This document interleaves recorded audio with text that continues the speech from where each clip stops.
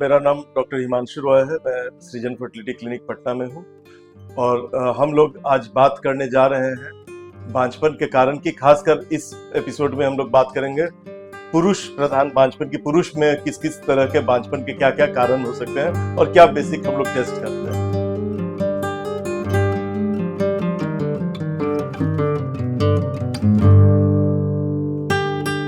Actually बांझपन के कारण क्या होते हैं, क्यों बच्चा नहीं ठहरता है। लोगों को लगता है कि मैं तो देखने में और साथ में रहने में भी सब चीज मेरा ठीक है, सब चीज हो रहा है। औरत को भी लगता है कि उससे भी मासिक वगैरह ठीक है, तो और उसके बावजूद बच्चा नहीं ठहर रहा है। दोनों लोग अपने को हेल्दी समझते हैं और आपस में उनको लगते रहता है सामने वाले को ही प्रॉब्लम होगा कोई।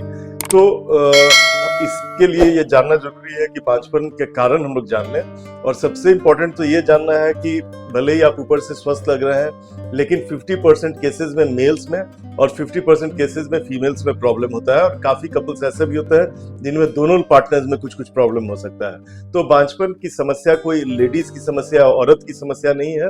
इसमें पुरुष भी उतने ही भागीदार हो सकते हैं जितना कि औरत है। तो ये जानना हमने सामाजिक दृष्टिकोण से बहुत जरूरी है, बिकॉज न केवल गांव बल्कि शहर में भी बहुत बार जो पुरुष में प्रॉब्लम होने पर भी पुरुष अपना इलाज कराने नहीं जाते हैं, जांच करवाने नहीं जाते हैं और औरत को ही उसका दंश झेलना पड़ता है। तो इसमें इम्पोर्टेंट है ये जानना कि दोनों लोग भागीदार हो सकते हैं, इसीलिए इलाज के लिए दोनों का जांच होना जरूरी होता है। इनफैक्ट बांझपन का जो इलाज होता है उसमें जो सबसे पहला जांच होता है वो पुरुष के स्पर्म का ही जांच होता है, जिसे हम लोग सीमेन एनालिसिस या शॉर्ट में HSF या हस्बैंड सीमेन फ्लूइड एनालिसिस बोलते हैं। तो एक छोटे से जांच से हम लोग को पुरुष के बारे में काफी सारी जानकारी मिल जाती है, जबकि औरत में जांच करने के लिए हमें बहुत सारे अलग अलग तरह के जांचें हैं जो कि करने पड़ती हैं। तो पुरुष का जांच करना आसान है और पुरुष के जांच में अगर स्पर्म्स नॉर्मल हो संख्या में और चलने के परसेंटेज में, तो एक तरह से हम लोग रूल आउट कर लेते हैं कि भाई पुरुष में सब कुछ ठीक ठाक है। दो उसके बावजूद भी कुछ प्रॉब्लम हो सकते हैं, बट वो काफी हाई लेवल पे जाने पे वो सब जांच वांच की जरूरत होती है। जबकि औरत में जांच चूंकि औरत में बच्चे को न केवल निषेचित औरत के शरीर में होता है, बल्कि उसका पालन पोषण भी उसमें होता है, डिलीवरी भी होता है। तो अलग अलग अंग औरत में रहते हैं जो कि इन्वॉल्व होते हैं रिप्रोडक्शन के प्रोसेस में, जिसमें कि वेजाइना है, उसका यूट्रस है, सर्विक्स है, फेलोपियन ट्यूब्स है, ओवरी है, इवन ब्रेन तक भी है। तो इतने सारे अंग हैं, तो सब की जांच किसी एक विधि के द्वारा नहीं हो सकती है। जैसे अल्ट्रासाउंड के द्वारा हम लोग एग्स की जांच करते हैं, यूट्रस की जांच करते हैं, लेकिन ट्यूब की जांच अल्ट्रासाउंड से नहीं हो सकती है। उसके लिए या तो हमने इन्वेजिव टेस्ट करना पड़ता है, नहीं तो ट्यूब के जांच के लिए हमें एक्सरे करना पड़ता है, HSG जिसको बोलते हैं। अल्ट्रासाउंड के द्वारा भी हम लोग अल्ट्रासोनोस्वाल्पिंगोग्राफी एक प्रोसीडियर होता है, वो करना पड़ता है। सिंपल अल्ट्रासाउंड एग्जामिनेशन से ट्यूब के बारे में हमें नहीं पता चल सकता है। इसी तरह हार्मोनल फंक्शन के बारे में भी ब्लड का बहुत सारे टेस्ट होते हैं और इवन छोटे ऑपरेशंस होते हैं जैसे लैप्रोस्कोपी और हिस्ट्रोस्कोपी, जिसमें कि कुछ बीमारियां औरत की होती हैं जो कि हमें नहीं पता चल सकता है अल्ट्रासाउंड और एक्सरे के द्वारा।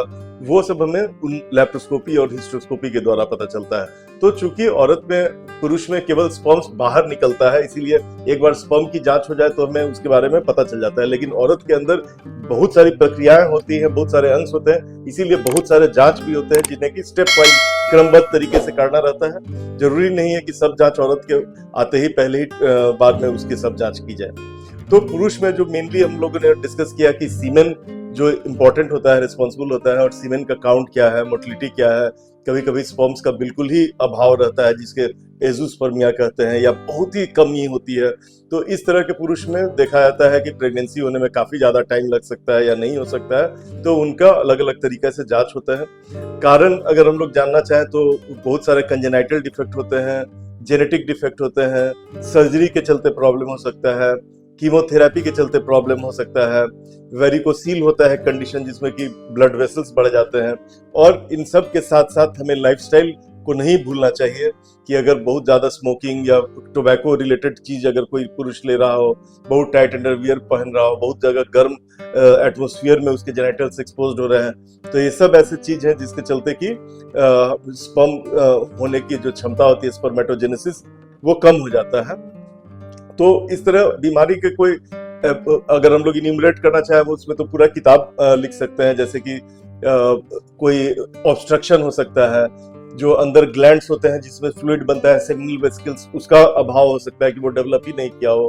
तो इस तरह के बहुत सारे कारण होते हैं जो हम लोग को काफी सारे कारण सीमेन एनालिसिस से पता चलते हैं, फिजिकल एग्जामिनेशन से पता चलता है पुरुष में भी अल्ट्रासाउंड होते हैं जननांग के, और लैट्रिन के रास्ते से भी एक अंदर के ग्लैंड्स को देखा जाता है जिसको हम लोग ट्रस बोलते हैं, ट्रांस रेक्टल अल्ट्रासाउंड, वो भी किया जाता है। तो अलग अलग ये मेथड्स के द्वारा पुरुष में किस कारण से बच्चा होने में प्रॉब्लम हो रहा है या सीमेन में कमी किस कारण से हो रही है, काफी हद तक पता चल सकता है। लेकिन कुछ ऐसे भी पुरुष होते हैं जिनमें सब जांच के बावजूद भी पता नहीं चलता है कि क्यों ऐसा हो रहा है, पुरुष में स्पर्म्स क्यों नहीं बन रहे हैं या बहुत कम बन रहे हैं। और तब इन केसेस में लास्ट में हम लोग को बायोप्सी करके देखनी पड़ती है टेस्टिस की, उसके अंदर नीडल डाल के देखना पड़ता है कि अंदर स्पर्म है कि नहीं। स्पर्म अगर रहता है तो उसको हम लोग फ्रीज कर लेते हैं और उसके द्वारा बाद में टेस्ट ट्यूब बेबी जो इक्सी मेथड कहा जाता है उसके द्वारा हम लोग बच्चे इन पुरुषों के द्वारा भी हम लोग पैदा कर सकते हैं औरत के माध्यम से।